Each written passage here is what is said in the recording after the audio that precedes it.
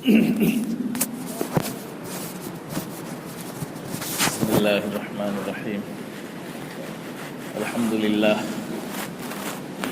للہ نحمده ونستعینه ونستغفره ونؤمن به ونتوکل علیہ ونعوذ باللہ من شرور انفسنا ومن سیئات اعمالنا من يهده الله فلا مضل له ومن يضلل فلا هادي له ونشهد ان لا اله الا الله وحده لا شريك له ونشهد ان سيدنا ومولانا محمدا عبده ورسوله اما بعد فقد قال الله تعالى في كلامه المجيد اعوذ بالله من الشيطان الرجيم بسم الله الرحمن الرحيم فانكحوا ما طاب لكم من النساء مثنى وثلاث ورباع فإن خفتم ألا تعدلوا فواحدة صدق الله العظيم وقال نبينا محمد صلى الله عليه وسلم يا معشر الشباب من استطاع منكم الباءة فليتزوج فإنه أغض للبصر وأحسن للفرج ومن لم يستطع فعليه بالصوم فإن له وجاء أو كما قال عليه الصلاة والسلام۔ محترم حضرات، ہم اور آپ جس دین کے ماننے والے ہیں، دین اسلام، یہ دین جو ہے دین فطرت کہلاتا ہے۔ اللہ تبارک و تعالی نے اس دین میں ہر اس چیز کی رعایت فرمائی ہے جس کی انسانی فطرت متقاضی ہوتی ہے، یعنی انسان کی جو بھی ضروریات، چونکہ انسان کا خالق بھی اللہ تبارک و تعالی ہی ہے، اللہ کی ذات ہے جس نے انسانوں کو پیدا کیا، اور وہ انسان کی فطرت سے، انسان کی ضروریات سے، اس کے تقاضوں سے پوری طرح سے واقف ہے۔ تو اس لیے اس نے ایسا نظام بنایا کہ جس کے تحت اسلام پر عمل کرتے ہوئے انسان کی تمام جو فطری تقاضے ہیں، ضرورتیں ہیں، ان کو بھی پورا کیا جائے، اس میں بھی کسی طرح کا کوئی مسئلہ نہ پیدا ہو۔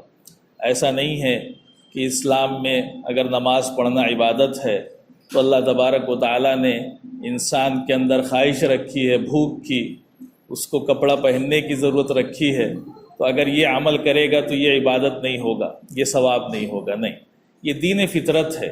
جب اللہ نے انسان کے اندر تقاضا رکھا ہے بھوک کا، تو پھر جب وہ کمائے گا اس پیٹ کو بھرنے کے لیے تو وہ بھی عبادت ہوگا۔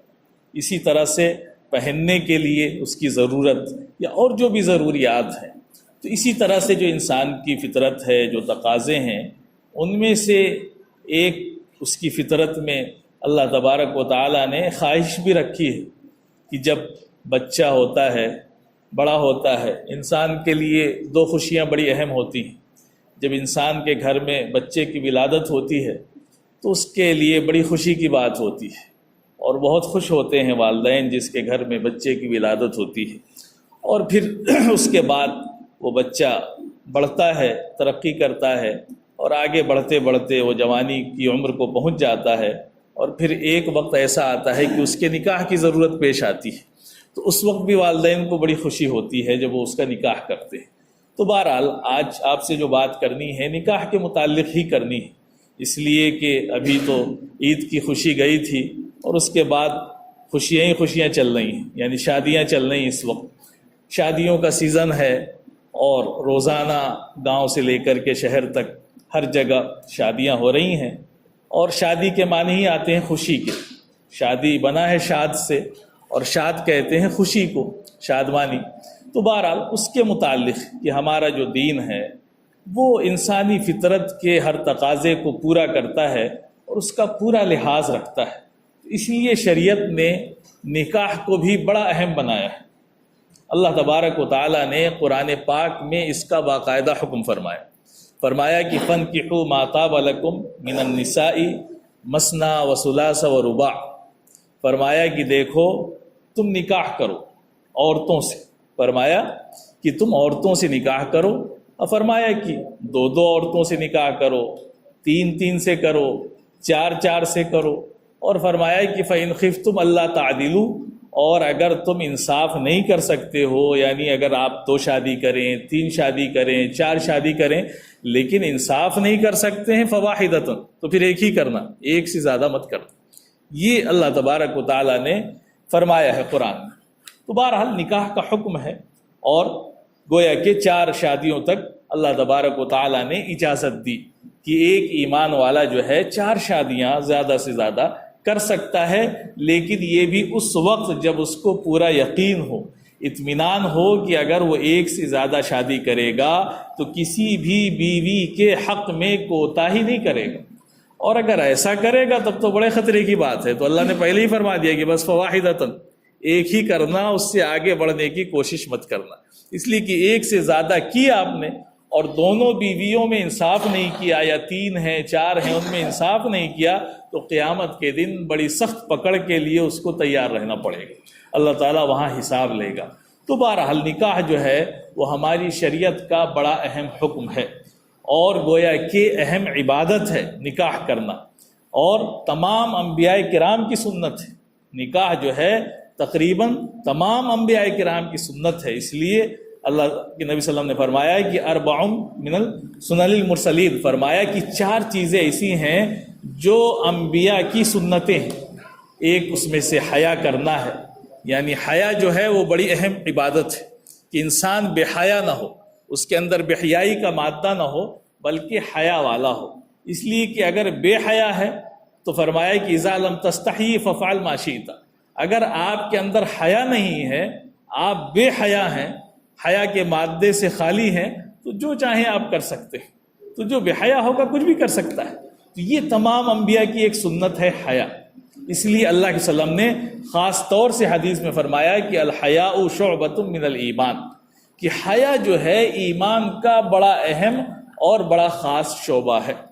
اسی طرح سے جو انبیاء کرام کی سنتیں ہیں ان میں سے مسواک کرنا ہے، مشہور ہے، عام چیز ہے کہ مسواک کرنا یعنی اپنے منہ کو صاف رکھنا، دانتوں کو صاف رکھنا، یہ بھی ایک اہم سنت ہے انبیاء کرام کی. اور تیسری چیز ہے خوشبو کا استعمال کرنا. تو خوشبو کا استعمال کرنا یہ بھی انبیاء کی سنت ہے، اور یہ بھی بڑی اہم چیز ہے کہ انسان جو ہے صاف ستھرا رہے، ایسا نہ رہے کہ اس سے لوگ کراہت کریں. ایمان والے کا اور ایمان کا تقاضا یہ بھی ہے، جو ہماری شریعت کی تعلیمات ہیں اور کیا کہتے ہیں آسمانی تعلیمات ہیں، اس میں خوشبو کا استعمال کرنا یعنی صاف ستھرا رہنا، اور اپنے آپ کو جو ہے ایسا رکھنا جس سے کسی کو کراہیت نہ ہو، گندگی اور کیا کہتے ہیں اس طرح کی چیزوں سے دور رہتا ہے ایمان والا. اور چوتھی چیز جو ہے وہ نکاح کرنا. تو یہ جو ہے تمام انبیاء کرام کی سنت ہے. اور پھر ہم سب کے آقا جناب محمد الرسول اللہ صلی اللہ علیہ وسلم نے عملی طور پر بھی اس کو کر کے دکھایا. اللہ کے نبی صلی اللہ علیہ وسلم نے 11 نکاح فرمائے. تو عملی طور پر آپ نے نکاح کر کے دکھایا کہ کتنی بڑی سنت ہے. 11 نکاح فرمائے اللہ کے وسلم نے، اور آپ نے یہ بھی فرمایا حدیث کے اندر کہ النکاح من سنتی، فرمایا کہ نکاح کرنا میرا طریقہ ہے، میری سنت ہے. یعنی جو نکاح نہیں کرتا ہے گویا کہ وہ میرے راستے سے ہٹا ہوا ہے، میرے راستے کو چھوڑنے والا ہے. تو ہماری جو شریعت ہے، آپ اگر دوسری شریعتوں کا، دوسرے دین کا مقابلہ کریں گے تو آپ کو بڑا صاف فرق محسوس ہوگا کہ جو دوسرے دین ہیں اور جو دوسرے مذاہب ہیں اس میں شادی نہ کرنا بہت بڑی عبادت سمجھا جاتا ہے. آپ چلے جائیں دوسرے مذہبوں میں، عیسائی ہیں، یہودی ہیں، یا ہمارے ملک کے رہنے والے جو ہندو ہیں، ان کے ہاں اگر آپ شادی نہیں کریں گے تو آپ کا مقام بڑھ جائے گا، آپ بڑے عبادت گزار مانے جائیں گے، آپ کو جو ہے بڑا درجہ دیا جائے گا ایک مذہبی لحاظ سے. لیکن ہمارے ہاں الٹا ہے. ہمارے نبی فرما رہے ہیں کہ نہیں، نکاح کرنا ہے، نکاح کرنے والا اصل مومن ہے، نکاح چھوڑ کے بھاگنے والا نہیں کہ ہم نکاح نہ کریں، نکاح سے دور بھاگیں. تو اس لیے اللہ کے وسلم نے خود بھی نکاح فرمائے، 11 نکاح فرمائے. آپ کی 4 بیٹیاں تھیں، آپ نے اپنی 4 بیٹیوں کے نکاح فرمائے، اور یہ عملی نمونہ پیش کیا امت کے سامنے. خلفائے راشدین کا نمونہ سامنے، صحابہ کا نمونہ ہمارے سامنے، ہمارے ائمہ کا نمونہ ہمارے سامنے، کہ سب نے شادیاں کی اور وہ اللہ والے تھے. تو اللہ والا بننے کے لیے شادی چھوڑنا نہیں پڑتا ہے، شادی کرنا پڑتا ہے، بلکہ حدیث میں اللہ علیہ وسلم نے یہاں تک فرمایا کہ اذا تزوج العبد استکمل نصف الدین، فرمایا کہ جب بندہ نکاح کر لیتا ہے تو آدھا دین مکمل کر لیتا ہے۔ فرمایا کہ فلیتق اللہ فی النصف الباقی، کہ اب آدھے دین کے سلسلے میں اللہ سے ڈرو، نکاح کر لیا تو آدھا دین مکمل ہو گیا۔ دوسری حدیث میں اللہ کے رسول نے فرمایا کہ یا معشر الشباب، کہ اے نوجوانوں کی جماعت، من استطاع منکم الباء فلیتزوج، کہ اے نوجوانوں تم میں سے جو بھی شادی کرنے کی استطاعت رکھتا ہو فلیتزوج، اس کو چاہیے کہ وہ کیا کرے؟ نکاح کر لے، یہ فرمایا۔ اب استطاعت میں دونوں استطاعت ہے، کبھی انسان کے اندر جسمانی استطاعت نہیں ہوتی ہے تو نہیں شادی کر سکتا، کبھی مالی استطاعت نہیں ہوتی ہے تو شادی نہیں کر سکتا، لیکن اگر یہ دونوں چیزیں پائی جا رہی ہیں تو اس کو جلد سے جلد نکاح کر لینا چاہیے۔ شریعت جو ہے ہمارے جلد نکاح کی قائل ہے۔ ہمارے معاشرے میں بڑی خرابی پیدا ہو گئی کہ نکاح میں اور شادی میں ہم لڑکیوں یا لڑکے کی بڑی تاخیر کرتے ہیں، حالانکہ حدیث میں یہاں تک آیا کہ جو اپنے بچوں کی شادی میں تاخیر کرتا ہے اور اس کی وجہ سے اگر اس کے بچے کسی گناہ میں مبتلا ہو گئے تو اس کے والدین کی پکڑ ہوگی، یہاں تک فرمایا۔ تو یہ بڑی اہم چیز ہے، بنیادی چیز ہے کہ جب بچے بڑے ہو جائیں تو نکاح کر دینا چاہیے۔ اور بہت سے لوگ نکاح کیوں نہیں کرتے ہیں؟ اس لیے نہیں کرتے ہیں کہ ان کے پاس مال نہیں ہے، اور وہ یہ سمجھتے ہیں کہ ابھی ہمارا بچہ جو ہے وہ اتنا کماتا نہیں ہے۔ تو ایسا بھی نہیں ہے، یہ بھی نہیں سوچنا چاہیے۔ اللہ تعالیٰ قرآن ہی میں فرمایا کہ یکون فقراء یغنیہم اللہ، کہ اگر وہ محتاج ہیں تو اللہ تعالیٰ شادی کی برکت سے ان کو کیا کرے گا؟ مالدار بھی بنا دے گا۔ تو یہ چیزیں تو ہماری سوچ کی ہیں، لیکن قرآن دوسری بات کہہ رہا ہے کہ یکون فقراء، اگر وہ محتاج ہیں تو بھی شادی کرنے میں یہ مت سوچیں کہ بغیر جو ہے کمائی کے کیسے شادی کر سکتے ہیں۔ اگر گھر ہے رہنے کے لیے اور اتنا انتظام ہے کہ کھا پی سکتی ہے وہ جو عورت آئے گی، آپ اس کو کھلا پلا سکتے ہیں، تو بہت زیادہ اگر کمائی نہ ہو تو بھی نکاح کیا کرنا چاہیے؟ کر دینا چاہیے۔ تو نکاح ہمیں جو ہے جلدی کرنی چاہیے، یہ ہماری شریعت کا حکم ہے کہ نکاح جو ہے اللہ کے وسلم نے فرمایا کہ نکاح جو ہے جلدی کیا جائے، اس میں تاخیر نہ کی جائے۔ اب ہمارے ہاں چونکہ معاشرے میں اور سماج میں ایسی چیزیں پیدا کر دی گئی ہیں کہ نکاح کو بہت بھاری کام بنا دیا، حالانکہ نکاح تو کوئی بھاری چیز نہیں ہے، بڑی آسان چیز ہے۔ اگر نکاح کو ہم سمجھنا چاہیں یا اس کو شریعت کی نگاہ میں دیکھنا چاہیں تو بڑا آسان عمل ہے، اور اس کے لیے اتنی ضرورت نہیں ہوتی ہے جتنا ہمارے معاشرے نے بنا دیا ہے۔ ہمارے ہاں شادی بڑی آسان ہوتی ہے، شادی مطلب شادی، اگر وہ شادی سادی ہوگی، اللہ نے فرمایا کہ سب سے بہترین شادی وہ ہے جس میں خرچہ کم ہو، فرمایا کہ سب سے بہترین شادی وہ ہے جس میں خرچہ کم ہو۔ تو ظاہر سی بات ہے ہم اسی کے لیے تو مرتے ہیں، پریشان ہوتے ہیں۔ جب خرچہ کم ہوگا تو ہمیں مزہ نہیں آئے گا، تو پھر وہ شادی تو بھاری ہو ہی جائے گی۔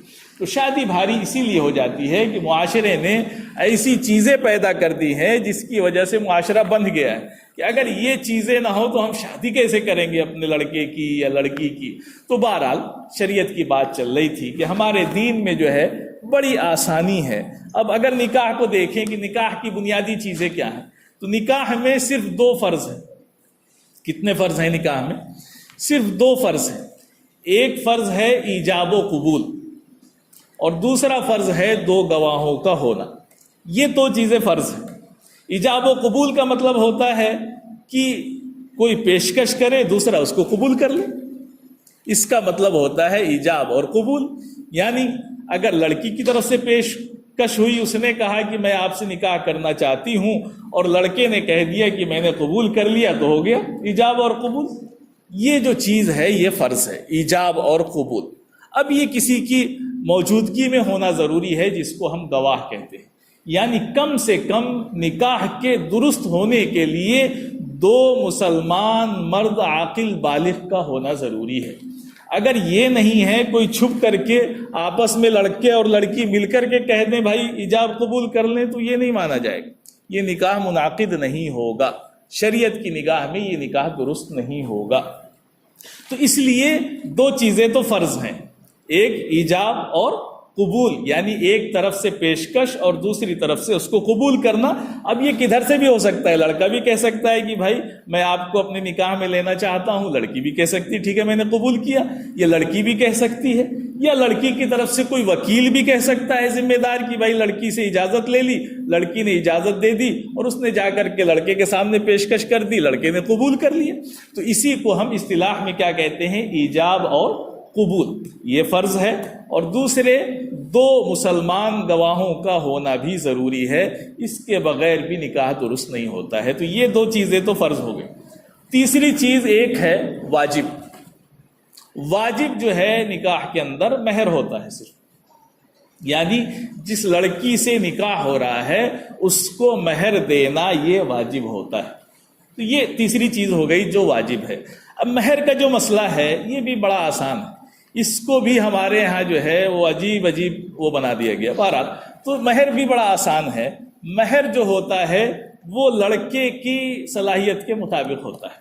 مہر میں یہ دیکھا جائے گا کہ لڑکا جو ہے کتنا کماتا ہے, اس کی آمدنی کتنی ہے, اس کے حساب سے مہر مان لیا جائے گا.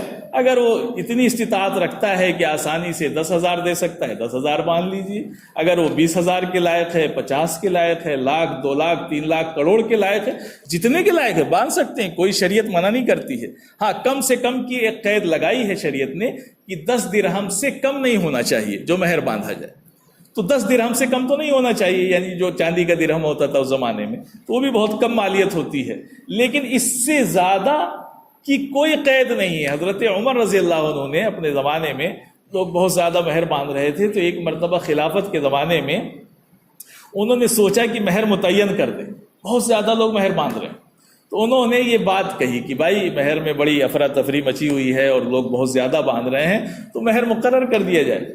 تو ایک بوڑھی عورت کھڑی ہو گئی اور اس نے کہا کہ عمر تم ہوتے کون ہو متعین کرنے والے, جب اللہ تعالیٰ نے قرآن میں فرمایا کہ وہ آتے ہی تم احتاہن قنطار, جب قنطار کا لفظ فرمایا یعنی قنطار بھی دے سکتے ہو مہر میں, تو تم کون ہوتے ہو منع کرنے والے. تو حضرت عمر رک گئے, کہا کہ اس عورت نے مجھے تنبیہ کر دی, کہا کہ نہیں مجھے حق نہیں ہے. تو رک گئے وہ اس پر روک لگانے سے. تو شریعت نے آزادی دی ہے. ہاں اب یہ ہے کہ ریا دکھاوا اور بڑائی کے لیے مہر باندھا جائے یہ نہیں, ہاں لڑکے کو دیکھ لیا جائے. اب مہر زیادہ جو باندھا جاتا ہے نا, اس میں ایک مسئلہ یہ بھی ہے ہمارے معاشرے میں کہ ہمارے یہاں عام طور سے لوگ مہر دیتے ہی نہیں. حالانکہ مہر تو واجب ہے نا, کیا ہے واجب ہے. تو جب آپ نکاح کریں گے تو مہر کا دینا عورت کو ضروری ہے اور یہ قرض ہے آپ کے اوپر.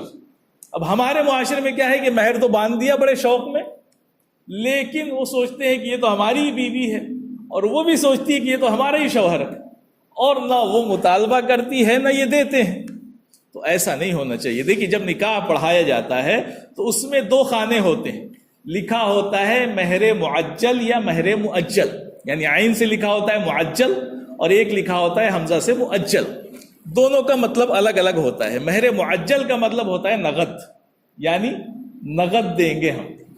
وہ شوہر کے اوپر ہے, وہ کہہ دیتا ہے نکاح کے وقت, پوچھ لیتا ہے قاضی کہ بھائی آپ جو مہر دیں گے وہ معجل یا مؤجل, تو وہ کہے گا معجل یعنی نقد دیں گے تو نقد لکھ دیا جائے گا, ٹھیک ہے آپ کا نکاح مہر معجل پہ ہو رہا ہے. اور آپ کہیں گے کہ نہیں ہم اتنا باندھ تو رہے ہیں لیکن بعد میں دیں گے, 2 مہینے بعد یا 6 مہینے بعد, جب بھی وہ کہہ لیتا ہے تو اس کو مؤجل کہتے ہیں. تو دونوں طریقے جائز ہیں, درست ہیں, لیکن دینا ہے. ہمارے معاشرے میں دیتے ہی نہیں ہے نا, اس کو سمجھتے ہیں. تو آپ یہ سمجھیں کہ مرنے کے بعد آپ کی پکڑ ہوگی, حساب دینا پڑے گا. وہ عورت کا حق ہے. اور بعض لوگ ایسے ہی کر لیتے ہیں, معاف کرا لیتے ہیں. نہیں, ایسے مت معاف کرائیے. اگر آپ نے 50,000 مہر باندھا ہے, آپ اتنا لے کر کے جائیے, بیوی کے ہاتھ میں رکھیے اور کہیے کہ دیکھیے بھائی ہمارا نکاح شریعت کے مطابق اتنے پر ہوا تھا, یہ مہر ہے, اس کو تم لے لو. اب اگر وہ کہتی ہے کہ نہیں آپ رکھ لیجئے تو کوئی بات نہیں ہے, وہ خود سے دے دے تو معاف ہوا نا. یہاں تو نہ دیا نہ لیا نہ کوئی بات, بس معاف ہو گیا. تو ایسا نہیں ہونا چاہیے. یہ شریعت میں بڑی کوتاہی چل رہی ہے ہمارے معاشرے میں, اور یہ اللہ کی طرف سے پکڑ ہوگی, اس لیے کہ مہر واجب ہے. تو بہرحال 3 چیزیں ہو گئی نکاح کے اندر. ایک تو فرض ہے ایجاب اور قبول, دوسرے دو گواہوں کا ہونا، تیسری چیز جو ہے وہ واجب ہے جس کو مہر کہتے ہیں۔ اور مہر جو ہے وہ لڑکے کی حیثیت کے مطابق جتنا چاہیں دونوں فریق مل کر کے متعین کر سکتے ہیں، اور جتنا متعین ہوگا اتنا لڑکی کو دینا ضروری ہوگا۔ وہ لڑکی کی ملکیت ہے، اگر نہیں دیں گے تو وہ آپ کے ذمے جیسے دوسرے ادھار اور قرض ہوتے ہیں وہ آپ کے ذمے باقی رہے گا جب تک آپ دے نہ دیں یا لڑکی معاف نہ کر دے۔ تو یہ مہر کا مسئلہ ہو گیا۔ 3 سنتیں ہیں نکاح کے اندر۔ نکاح کے اندر 3 سنتیں ہیں عام طور سے۔ ایک سنت جو ہے نکاح کے بعد جو شیرینی بانٹی جاتی ہے، یعنی چھہارے کہہ لیجیے، وہ بھی مستحب عمل ہے۔ تو ایک چیز ہو گئی، اور اس سے پہلے خطبہ ہوتا ہے، تو خطبہ جو ہے نکاح کے اندر وہ بھی سنت ہے نا۔ تو پہلی سنت جو ہے وہ خطبہ، یعنی جب نکاح ہو تو نکاح کے اندر جو ہے قاضی کا یا مولانا صاحب کا کوئی مسئلہ نہیں ہوتا ہے۔ یہ بھی آپ سمجھ لیں، ہمارے معاشرے میں بڑی جہالت ہے۔ ابھی آپ چلے جائیں تو فلاں صاحب نے نکاح پڑھا دیا، نکاح ہی نہیں ہوا، وہ کہیں گے فلاں صاحب نے پڑھا دیا، نکاح ہی نہیں ہوا۔ بڑی جہالت۔ ارے نکاح تو کوئی بھی پڑھا دے، جب عدالت میں نکاح ہوتا ہے تو وہاں تو جج صاحب یا وہ افسر جو ہوتا ہے کبھی پنڈت بھی ہوتا ہے، تو کیا نکاح نہیں مانا جاتا ہے؟ مانا جاتا ہے، اس لیے کہ 2 گواہوں کی موجودگی میں جب لڑکا اور لڑکی ایجاب اور قبول کر لیں تو نکاح تو درست ہو گیا۔ یہ تو پاگل پن کی بات ہے۔ ارے فلاں صاحب نے نکاح پڑھا تو ان کا نکاح ہی نہیں ہوا، دوبارہ نکاح پڑھا، تو یہ جہالت کی بات ہے۔ وہ نکاح پڑھانے والا بیچارہ صرف رہنمائی کرتا ہے، اس کا رول کیا ہے؟ تو خطبہ پڑھنا، چونکہ نکاح ہم نے بتایا کہ ایک عبادت ہے، اور عبادت جب ہے تو خطبہ اسی لیے پڑھا جاتا ہے، ورنہ خطبہ ہر جگہ نہیں پڑھیں گے۔ خطبے کا مطلب ہوتا ہے اللہ اور اس کے رسول کی حمد و ثنا بیان کی جاتی ہے، اللہ کی حمد و ثنا کی جاتی ہے، اللہ کے وسلم پر درود بھیجا جاتا ہے، یہ خطبہ کہلاتا ہے۔ تو یہ خطبہ کیوں پڑھا جاتا ہے؟ اس لیے کہ نکاح جو ہے عبادت ہے، شریعت کا حکم ہے، بہت بڑا عمل ہے، اس لیے اس موقع پر جو ہے خطبہ پڑھا جاتا ہے۔ تو وہ خطبہ کوئی بھی پڑھ سکتا ہے، اور بعض جگہ تو ہم نے دیکھا کہ جس لڑکے کا نکاح ہو رہا تھا اس نے خود ہی پڑھ دیا اپنا خطبہ۔ تو خطبہ ہونا شرط ہے نا۔ ہم نے دیکھا بعض جگہ کی جمعے کی نماز ہو رہی تھی تو جو صاحب جمعے کی نماز پڑھا رہے تھے انہی کا نکاح تھا، تو انہوں نے خود ہی خطبہ پڑھ دیا، اور اس کے بعد جو ہے ایجاب و قبول ہو گیا۔ تو بہرحال خطبہ جو ہے ایک سنت ہے نکاح کے اندر کہ خطبہ پڑھے گا، جو بھی ہے پڑھ دے گا اور ایجاب و قبول ہو جائے گا۔ تو ایک سنت تو خطبہ ہو گیا، دوسری سنت وہی چھہارے یا شیرنی جو تقسیم کی جاتی ہے وہ ہے، اور تیسری سنت ہے ولیمہ، دعوت ولیمہ۔ تو یہ 6 اعمال ہیں نکاح کے اندر۔ کتنے اعمال ہیں؟ 6 اعمال۔ 2 فرض ہو گئے، ایجاب اور قبول، 2 گواہوں کا ہونا، تیسری چیز واجب ہے یعنی مہر کا ہونا، اور 3 سنتیں ہیں، خطبہ ہے اور چھہارے ہیں یا شیرنی ہیں، اور تیسری چیز کیا ہے؟ دعوت ولیمہ۔